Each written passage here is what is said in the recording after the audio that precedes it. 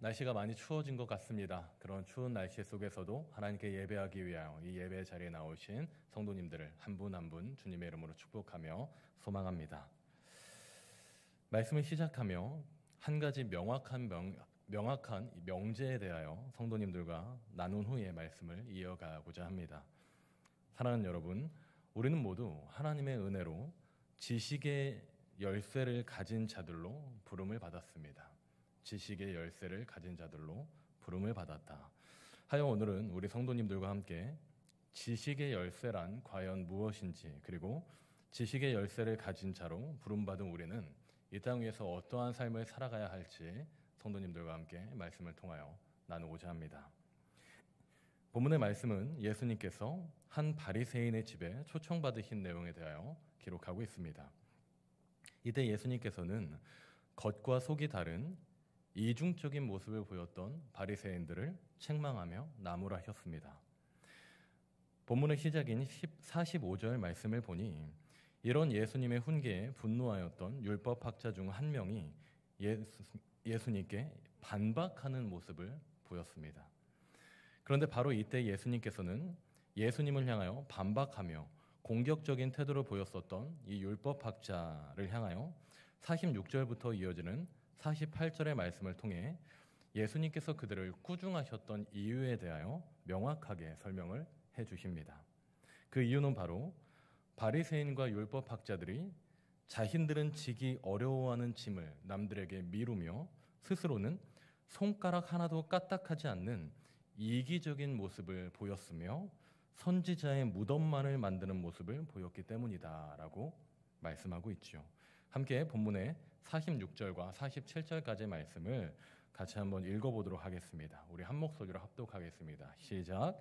이르시되 화 있을진저 또 너희 율법 교사여 지기 어려운 짐을 너희는 한 손가락도 이 짐에 대지 않는도다. 화 있을진저 너희는 선지자들의 무덤을 만드는도다. 그들을 죽인 자도 너희의 조상들이로다. 아멘. 저는 해당 말씀을 보며 굉장히 어려운 문장이다, 어려운 말씀이다 라고 생각하였습니다. 당시에 하나님께서 모세에게 주셨던 율법에 누구보다도 능통했었던 이 바리새인들과 율법학자들이 선지자의 무덤을 만들 뿐이었다. 선지자의 무덤을 만들 뿐이었다. 기록합니다. 이것은 과연 어떤 의미를 가지고 있을까요? 다시 한번 본문 보여주시겠습니까? 헬라 원문을 살펴보니 이때에 개역개정에 번역된 대로 이 무덤이라는 단어는 헬라어로 무네메이온이라는 단어가 쓰였습니다. 그런데 이는 개역개정에 번역된 대로 무덤이라고 번역할 수 있는 단어인데 단순히 사람의 시신을 매장했었던 그러한 무덤이라는 뜻보다는 어떠한 인격체나 어떠한 사물에 대한 기억을 보존시키거나 기억하기 위하여 세웠던 가시적인 물체, 즉 기념비 또한 기념물 등으로 해석할 수 있는 단어가 바로 이 무네메이온이라는 단어입니다. 사람이 죽어서 매장하고 썼었던 이러한 무덤, 묘지라는 뜻과 함께 어떠한 사건과 누군가를 기억하기 위한 기념물 또한 기념비 등으로 해석할 수 있는 단어가 바로 이 무네메이온이란 단어이다. 정리해 볼 때 누가가 해당 말씀에 대하여 기록할 때 바리새인과 율법학자들이 선지자들의 무덤을 세울 뿐이었다라고 기록한 것은 그들이 단순히 선지자들의 업적과 행실에 대한 기념비만을 세우고 있었을 뿐 실상은 율법의 가르침을 전혀 실천하지 않았으며 더 나아가 자신들은 감당하기 싫은 힘들고 어려운 일들에 대하여 그저 남들에게 미루기만 하였었던 바리새인과 율법학자들의 이중적인 모습에 대하여 강하게 비판하고 있던 것이었다라는 것에 대하여 알 수 있게 하는 것입니다. 이러한 바리새인들과 율법학자들의 완악한 행실에 대하여 어느 한 주석가는 바리새인과 율법학자들은 모세의 율법을 해석하는 자들임에도 불구하고 모세가 가르친 뜻을 그대로 가르치지 않았으며 심지어 모세의 가르침에 자신들의 의견과 생각을 첨부하여 율법을 더욱 엄하게 만들어 사람들을 힘들게 하였다라고 피력하였습니다. 즉 하나님께서 모세를 통해 주셨던 이 율법의 내용을 자신들의 상황과 형편에 맞추어 왜곡하고 그 왜곡한 내용을 통하여 이스라엘 백성들 위에 군림하며 자신들의 기득권을 앞세우고 백성들을 억압하던 바리새인과 율법학자들이 당시에 지식의 열쇠를 가진 자들이었다라는 겁니다. 하나님이 주셨던 이 율법에 대한 참 목적은 잊어버린 채 그저 그 율법을 왜곡하고 자신들의 상황과 형편에 맞춰 이스라엘 백성들 위해 군림하고자 했었던 이들이 바로 그 당시에 지식의 열쇠를 가졌던 이들이었다는 거죠. 예수님께서는 이런 악행을 저지르는 바리새인과 율법학자들에 대하여 나무라시며 그들이 보였던 이런 악한 모습이 그들 스스로가 칭송하며 기념비 삼았던 선지자들을 핍박한 행악자들의 모습과 같았던 것이며 더 나아가 50절부터 52절까지 말씀을 통하여 이들의 행악이 곧 이스라엘을 괴롭게 하는 고통이 될 것이다 라고 알리고 계셨던 것입니다. 이어지는 53절과 54절의 말씀을 보니 이런 예수님의 정곡을 찌르시는 훈계 앞에 바리새인과 율법학자들이 더욱 크게 분노하는 모습을 보여줍니다. 그러며 더욱 예수님께 대하여 책잡고 공격하고자 노리고 있었더라는 것을 우리가 확인해 볼 수 있습니다. 우리는 이때에 그들이 보였던 분노의 모습을 통하여 죄가 가진 하나의 무서운 특징에 대하여 알아볼 수가 있습니다. 그것은 바로 죄는 듣는 귀를 가리게 한다는 것입니다. 죄는 듣는 귀를 가리게 하며 멀게 한다. 바리새인과 율법학자들은 자신들의 오래된 잘못된 전통으로 인하여 율법, 곧 하나님의 말씀을 훼손하며 율법의 참 목적이었던 하나님 사랑과 이웃 사랑을 망각하는 삶을 살았습니다. 그들에게 율법은 단순히 이스라엘 백성들 위에 군림하기 위하였던 수단이었으며 또한 남들에게 보여지기에 급급한 그들의 위세였고 또한 그들만의 치하거리였습니다. 그들에게 있어 지식의 열쇠는 곧 타인의 위에 군림하기 위한 수단이었다는 겁니다. 만약 이때에 그들이 이런 악행에 대하여 예수님께서 훈계하며 바른 율법의 목적에 대하여서 말씀하시는 예수님의 가르침을 들었다면 그들은 자신의 잘못된 모습에 대하여 훈계하셨던 예수님을 마주했을 때 자신들의 잘못을 회개하며 또한 죄에서 돌이켜 율법의 참 목적을 이해하며 행동하는 이들로 변화되어야 했을 것입니다. 그러나 그들은 자신들의 잘못된 모습에 대하여 훈계하시는 참 진리이신 예수님을 마주하고 난 후에도 그 진리를 진리로 받아들이지 못한 채 오히려 예수님을 공격하기를 노리고 있었다. 죄는 이와 같이 두 귀를 멀게 하여 눈을 멀게 하며 자신들의 잘못을 바라보지 못하게 합니다. 진리를 마주하고도 그 진리를 받아들일 수 없게 만들어 버립니다. 그렇게 야고보서 1장 15절 말씀은 이와 같은 기록을 하고 있는 것이죠. 함께 야고보서 1장 15절 말씀을 한 목소리로 합독하도록 하겠습니다. 시작. 욕심이 잉태한듯 죄를 낳고 죄가 장성한즉 사망을 낳느니라. 아멘. 방금 읽은 말씀을 보니 죄가 장성하여 사망을 낳는다라고 표현합니다. 죄가 바로 사망의 어미가 된다는 것에 대하여 우리 신자들에게 알리고 있습니다. 죄는 곧 우리의 눈을 가리워 우리의 이성과 지성을 가려 진리를 알아보지 못하게 하여 결국은 하나님과 떨어질 수밖에 없는 사망의 단계에 이르게 한다는 것입니다. 하나님께서는 우리 신자들에게 하나님이라는 존재에 대하여 알 수 있게 하는 원리, 곧 인식의 원리, 인식의 수단을 주셨습니다. 신학적으로는 이를 곧 외적 인식의 원리 그리고 내적 인식의 원리라는 이름으로 부릅니다. 광범위하지만 이를 간추려 설명을 해보자면 하나님이 우리에게 주신 이 외적 인식의 원리는 가장 대표적으로는 하나님의 말씀, 곧 성경이 있습니다. 그리고 내적 인식의 원리는 우리에게 주신 이성과 지성이 있는 것이죠. 이를 쉽게 표현할 때 햇빛이 만약에 우리 눈앞에 쨍 하고 비치면 아 눈부셔 하고 눈을 감을 거 아니겠습니까?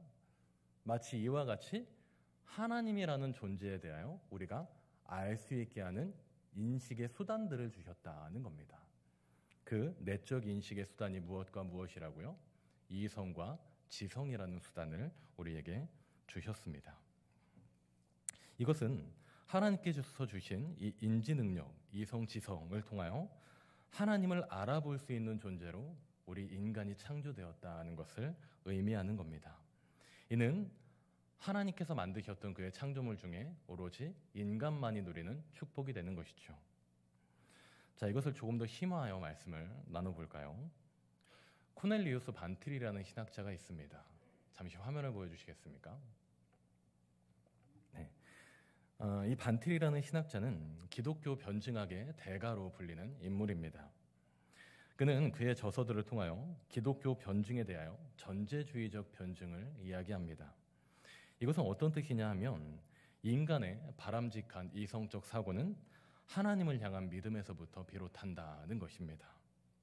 저는 이 반트의 표현에 대하여 인간의 바람직한 이 이성적 사고의 그 시작이 바로 하나님을 향한 믿음이라고 하는데, 저는 그 출처까지도 하나님을 향한 믿음이 된다라고 생각하게 됩니다. 자, 같이 한번 읽어보겠습니다. 시작. 인간의 바람직한 이성적 사고는 하나님을 향한 믿음에서부터 비롯한다. 감사합니다. 자, 그럼 한번 정리를 해볼까요? 우리는 하나님께서 주신 내적 인식의 원리로서 하나님을 알 수 있는 이성과 지성이 있는 존재로 창조되었습니다. 그런데 우리가 하나님이 주신 이성과 지성으로 하나님에 대하여 올바로 알고 올바른 생각을 하는 이로써 나아가기 위해 가장 먼저 필요한 것은 바로 하나님을 향한 믿음이다라고 설명할 수 있는 겁니다. 그렇게 우리가 이 시대에 살아갈 때 지식의 열쇠를 가진 자들로서의 정체성을 더욱 확립하기 위하여 우리에게 반드시 필요한 것은 하나님을 향한 믿음이다라는 것을 확신할 수 있는 것입니다. 이 단락에서 우리가 지난 수요 예배까지의 말씀을 한번 되짚어 볼까요? 자, 그렇다면 우리의 믿음은 어디에서부터 시작한다고 말씀드렸습니까? 우리 신자들의 믿음은 하나님의 말씀을 들음에서부터 시작합니다. 그리고 그 하나님의 말씀을 들음으로 인하여 생겼던 믿음은 그 신자로 하여금 무엇을 일으킨다고 했죠? 회개를 일으킨다고 했습니다. 신자의 믿음은 하나님의 말씀을 들음으로부터 시작하며 그 말씀으로 인하여 신자의 삶에 회개가 일어난다. 자, 그렇다면 여기서 말씀드렸던 이 회개는 무엇이라고 말씀드렸죠? 신자의 삶에 전환을 의미하는 것이다 말씀드렸습니다. 신자의 삶에 전환을 의미하는 것이다. 단순히 하나님께 하나님 제가 죄를 지었어요 용서해 주세요 라는 측면이 아니라 그 넘어 신자의 삶의 전환을 이루는 것이 바로 올바른 회개이다. 자, 그렇다면 이 전환은 무엇입니까? 이전에는 나를 위한 삶을 살아갔다면, 이전에는 땅의 것을 바라보는 삶을 살아갔다면, 이제는 나를 위한 삶이 아니라 하나님을 향한 삶을 살아가며 거룩한 하나님 나라를 바라보는 삶으로의 전환을 의미하는 것입니다. 하여 우리는 이러한 메커니즘 하에, 이러한 과정 하에 거룩한 하늘의 지식의 열쇠를 가진 자들로서 하나님에 대하여 더욱 올바로 알기 위하여 하나님이 우리에게 주신 내적 인식의 수단, 곧 이성과 지성을 통하여 하나님을 더욱 알아가며 인식할 수 있기 위하여 더욱 하나님의 말씀을 청종하며 그 말씀을 가까이 하며 듣고 배우기에 힘쓰는 삶을 우리가 살아야 한다는 것에 대하여 강권할 수 있는 것입니다. 사랑하는 여러분, 오늘 이 말씀을 우리 성도님들께서 꼭 기억해 주시기를 소망합니다. 우리가 신앙생활할 때에 우리의 생각과 맞지 않는 상황 가운데 우리가 놓여질 수도 있습니다. 실망하고 낙심하고 절망하며 이해가 되지 않는 삶의 현장 속으로 나아가야 할 때가 있습니다. 하나님, 신앙생활하면 행복하고 좋은 일만 있어야죠. 그런데 신앙생활을 하다 보면은 때로는 우리 생각과 가치관에 맞지 않는 현실을 마주하게 될 때 있다는 것입니다. 그럴 때 우리는 오늘 말씀을 기억하며 지식의 열쇠를 가진 이들로 부름받은 정체성을 기억하며 더욱더 하나님이 주신 이성과 지성을 통해 하나님에 대하여 더욱 바르게 알기 위하여 말씀을 청종하며 그 말씀 가운데 나아가며 우리의 예배 자리를 묵묵하고 꿋꿋하게 지켜나가시는 우리 성도님들의 삶이 될 수 있기를 주님의 이름으로 소망하며 축복합니다. 그렇다면 사랑하는 여러분, 하나님께로부터 지식의 열쇠를 받은 자들로 부름받은 우리의 삶이 어떠해야 할지 마지막으로 말씀을 통하여 나누어 보고자 합니다. 사랑하는 여러분, 우리는 어떤 삶을 살아가야 하는 것일까요?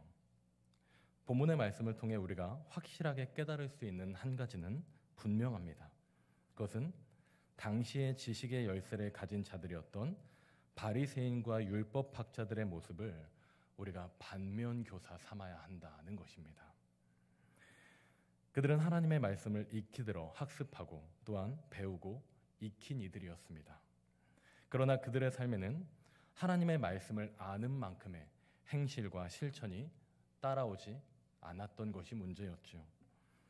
그렇다면 하나님의 말씀을 아는 자들, 곧 오늘날의 지식의 열쇠를 지닌 자들이 보여야 하는 삶의 모습이 무엇이겠습니까? 그것은 바로 하나님의 말씀이 우리에게 가르쳐 주시는 하나님 사랑과 이웃 사랑이 되는 것입니다. 우리는 이러한 삶, 곧 하나님 사랑과 이웃 사랑을 실천해야 하는 사명이 있다는 것이죠. 때로는 우리의 생각과 다를지라도 신앙생활을 하며 종종 어려움과 슬픈 현실을 마주할 때가 있다 하더라도 이성적인 판단과 생각에 옳지 않은 모습으로 우리의 삶의 자리가 나아가게 된다 하더라도 그럴 때 더욱 말씀을 기억하며 하나님 사랑과 이웃 사랑, 주변의 약한 이들을 포용하며 위로하며 사랑하는 그 사랑을 우리가 실천해야 하는 무엇이 있다고요? 사명이 있다는 것입니다. 말씀을 마무리하며 사랑하는 여러분, 오늘 말씀을 기억하시며 거룩한 지식의 열쇠를 가진 귀한 신자들로서 더욱 하나님의 말씀을 가까이 하시는 삶을 살아가시며 하나님께서 우리에게 주신 이성과 지성이라는 내적 인식의 수단을 통하여 내가 듣고 배운 거룩한 하나님의 말씀, 곧 거룩한 지식의 열쇠요, 씨앗을 우리 주변에 아름답게 전하며 전파하는 귀한 삶을 살아가실 수 있는 우리 성심교회 성도님들의 삶이 될 수 있기를 주님의 이름으로 축복하며 소망합니다.